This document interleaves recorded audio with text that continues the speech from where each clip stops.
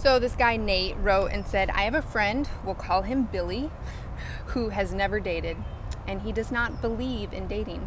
Billy says, Since there are no examples in the Bible for us to follow of dating relationships, then we really have no grounds for what we know now as modern dating. So what's the point of dating?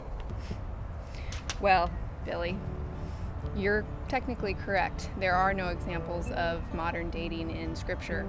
There's also not examples of modern soft-serve ice cream machines. So does that mean that thou doth not goeth to Dairy Queen? No. The point of dating is to get married. And that is something that we can see clearly in Scripture. God's outline and design for marriage and his heart for marriage and how we are supposed to live in marriage, that's very clear. In Scripture, we see examples of both romantic love, time-tested love, as well as arranged marriage. And today, in our culture and world, we still have arranged marriage as well as dating and romantic-type love. Sometimes it works out, sometimes it doesn't. Sometimes arranged marriage works out, sometimes it doesn't. That's not the issue. The issue is, are we living obediently to what we can see in Scripture, and are we headed towards that end goal, which is marriage? And so, my gut tells me that you're actually maybe fearful of dating, or you're fearful of risking. So if you put yourself in the shoes of a woman, I can't really see how this could play out for you. Like the example I have in my head when you're like, I don't believe in dating is, well, what are you going to do? Like come up to me in a store and say, Joy, God just told me that you're supposed to marry me. After I called security, I would kindly let you know that, no, I'm sorry, I'm not going to marry you, but you can go with these lovely men. Okay? Which would then lead you to conclude that maybe you didn't hear correctly from God, or which could rock your faith, or, probably what you would conclude is that Joy's actually not listening to the will of God in her life.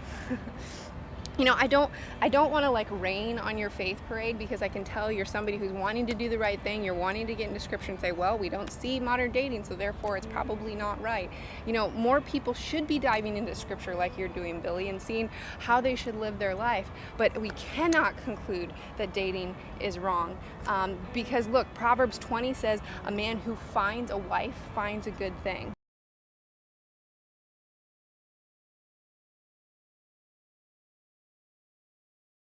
And so call it whatever you want. You don't have to semantics. You don't have to call it dating, but you do need to take some type of action, because if you're sitting at home on your couch and just expecting the perfect woman to appear, it's probably not going to happen.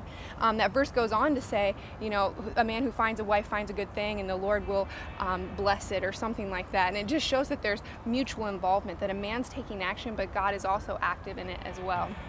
And my dad reminded me that in 1 Corinthians 7 it says a widow has the choice to marry whoever she wants, if she wants to marry again, as long as it's in the Lord. So we have choices when it comes to romantic relationships, but choice takes risk. And so as you decide whether you're a man that's willing to risk or not, I just want to challenge you to think about if the deeper issue is that fear of risking. Because as I read Proverbs 18 about the man who finds a wife finds a good thing, back farther down in Proverbs 20, it said the purpose of a man's heart are like deep waters, but it takes a wise man to draw them out.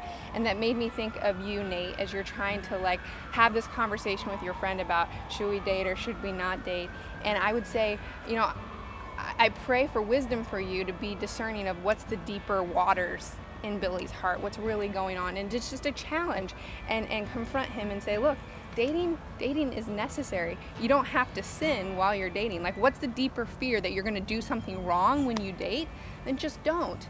But not dating probably isn't going to result in you finding a woman, because I don't think that whole scenario with Joy is probably going to play out too well. At least on my end, I know that I'm not too keen on a guy that's just going to come up and tell me, you're the one. On the next Ask Joy, Joy contemplates the biblical roots of all things that she deems awesome. There's no examples of dog shows in Exodus, and I still love to go every weekend. You didn't technically hear about unicorns on the ark, but they were there. Hula hoop championships are not listed in 1st and 2nd Kings, but I've been in them. Twinkies. I'm pretty sure Job didn't mention fireworks, but did you not look at the sky on the 4th of July, Billy? There's no orange mocha frappuccino in the Gospel of Matthew, but I see you holding it in your hand right there, Billy. Do you drive a car? Because I'm pretty sure Jesus walked. Or hovered above the water if he was tired. The Apostle Paul wanted to know if that was an email or a scroll you're about to send right there. If I remember correctly, the Song of Solomon does not mention YouTube, Billy. So how doth you be watching this?